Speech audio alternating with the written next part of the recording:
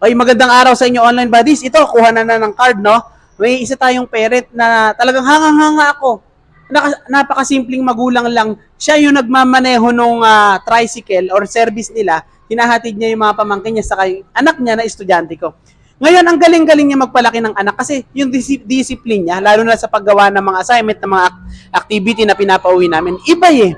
Ano ba yung isa sa ginagawa halimbawa pag uwi ng anak mo galing sa paaralan, ay may mga bitbit siya mga gamit. Ano yung una mong ginagawa? Kahit na nandito lang tayo sa normal na buhay, simpleng buhay lang. Hindi lang, check yung mga notebook, kailangan pag uwi. Kahit tulog mga bata, kailangan yun, check mo. Pag gabi ka nang umuwi. Yun lang gagawin natin pagka obligadong gusto mong harapin yung mga bata. Notebook lang. At check ko talaga yun, isa-isa kung may nagawa o walang nagawa. Ha, okay. Ang galing notebook lang. Kasi yung napakahalaga ng notebook, yan yung communication medium ng mga teacher at mga magulang. Hindi naman lahat ng magulang may cellphone, may wifi.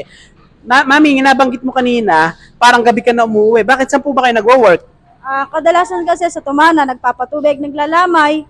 Kadalasan, kailangan bantayan yung tanim at baka mawala nga, ganong ganire. Alam nyo na, sir. Ano nga ba itanim nyo ngayon? Tanim namin kasi sir ngayon mais, obligadong bantayin. Ayan, okay. Dito sa Nueva Ecija, talamak or isa sa pinagkakakitaan ng mga magulang dito, yung mga magulang na estudyante namin, ay ang pagsasaka. So, dito sa Nueva Ecija, palay, no? Meron tayong mais din, no? May mais din. At sabi nga ni Mami, naglalamay siya sa tumana. May tumana sila na sinasaka para lang may pangtustos sa pag-aaral ng mga bata. May sinasaka sila. Ngayon, hadlang ba ito para hindi natin maasikaso yung ating mga anak? Ang sabi niya kanina, hindi.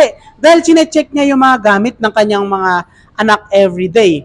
At kitang-kita naman sa estudyante ko, itago natin sa pangalang George, ang aking estudyante, na maganda ang performance niya sa classroom, mabait, mabuting bata, responsible. Ayan, gumagawa ng mga takdang aralin.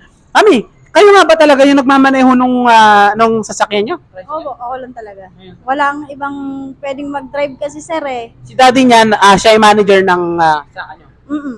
May extra naman kami sir, yung pagtatanim, magbabaril ng, papatanim po ng mais, kaya lang minsan po kasi naabot po kasi ng gabi, kasi ang tanim nila meron pong 50 kilos. Kaya minsan ang limit na uwi namin alas 9, alas 10. Obligadong pag uwi ko, yung mga bata ay tulog, check yung mga gamit. Ayan. Napakaganda naman talaga, no? O tingnan mo, mga magulang, sa aming mga parents, sa buong Pilipinas, sa buong bansa, hindi hadlang ang paghahanap buhay upang maasikaso natin ang ating mga anak. Kinuha nung anak niya yung card. Walang line of 7 yung bata. Ibig sabihin, nahaasikaso ang kanyang anak. Ilan po ba yung inyong mga chikiting, yung mga anak? Dalawa lang po. Okay, dalawa. Babae po ba isa o lalaki? Lalaki din po. Sir. Anong grade po? Grade 3. Grade 3. So, panganay pala si George. Ayan, tinago natin sa pangalang George. Ayan. Ang videong ito ay sobrang aga ni Mami, napakaaga dito sa classroom kasi po, lulusong. Alam nyo ba yung term na lulusong sa bukid? Lulusong siya sa tumana. Inagahan niya para kumuha ng card. Hindi niya na hinintay yung schedule. Ayun na. Okay. Obligado kasi may inaasikaso sila. So, sa inyong mga magulang na minsan nakikita nyo, napapabayaan na ng mga anak ninyo yung mga pag-aaral, yung pag-aaral nila. Akala natin, o pag-uwi, minsan pinapalo pa, pinapagalitan kasi hindi nag-aral. Nung pala, hindi natin alam, tayo mga magulang ang may pagkukulang. Pero sa kanila, namamanage nila yung kanilang time. Ito nga, hindi pa nga ako nagsusuklay. Ay, paano ako magsusuklay? Kalbo nga pala ako. Ayan. So, ang aga ni Mami, hindi pa ako nagpopolvo.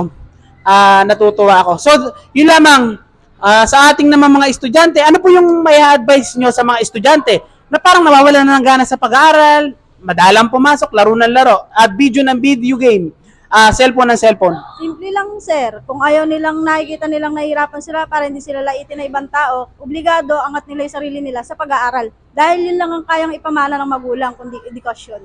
Ayan. Narinig nyo, no? Yun lang ang kayang ipamana ng mga magulang natin, ano, na hindi mananakaw. Yung edukasyon. Okay, spell education.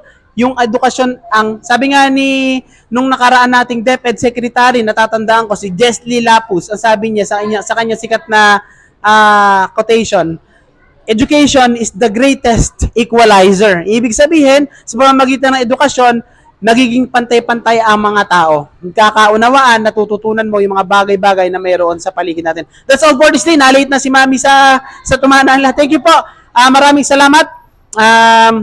That's all for this day. Always remember that every human is a student in this giant classroom called life. Mami, thank you po. Thank you po. Palagi kasama Maestro Bino Lessons.